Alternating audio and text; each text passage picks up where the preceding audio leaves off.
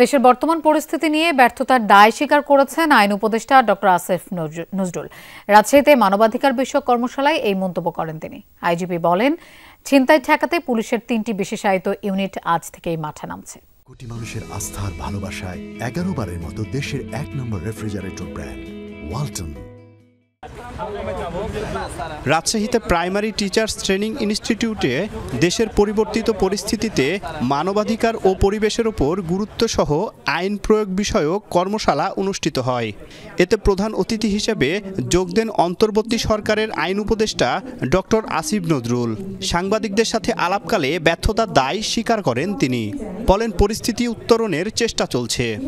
মানে এরকম না যে আমাদের এখানে খুব আত্মতুষ্টির স্কোপ আছে, আমাদের আত্মতুষ্টির স্কোপ নাই। আইন শৃঙ্খলা পরিস্থিতি আমাদের এই গত 6 মাসে মাঝে মাঝে মোটামুটি ভালো থেকেছে, মাঝে মাঝে খুব খারাপ হয়েছে। যখন খুব খারাপ কিছু হয় আমরা প্রচণ্ড আত্মজিজ্ঞাসার সম্মুখে পড়ি, খুবই খারাপ লাগে।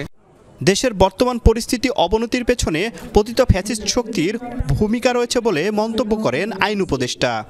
যারা পতিত ফ্যাসিস্ট শক্তি আছে এরা তো আপনার কিছু লোক পালিয়েছে, মেজরিটি তো দেশে থেকে গেছে, এবং তাদের হাতে হাজার হাজার কোটি টাকা। এগুলি তো বানানো কথা না, আপনারা জানেন। টাকা থাকলে এবং বদমতলব থাকলে অনেক আইন শৃঙ্খলা পরিস্থিতি নষ্ট করার মতো অনেক কিছু করা যায়। তাদের একটা রোল থাকতে পারে এবং আছে বলেও আমরা অনেকে বিশ্বাস করি। কর্মশালায় আইজিপি বাহারুল আলম বলেন, ছিনতাই ঠেকাতে পুলিশ, র্যাব ও অ্যান্টি টেররিজম নিয়ে গঠিত 3টি বিশেষায়িত ইউনিট এরই মধ্যে কাজ শুরু করেছে। আমরা বিশেষ একটা ব্যবস্থা নেওয়ার জন্য সিদ্ধান্ত নিয়েছি।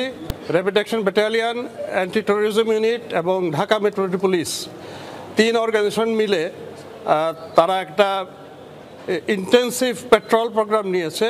আজকের থেকে এটা বাস্তবায়িত হবে আশা করি।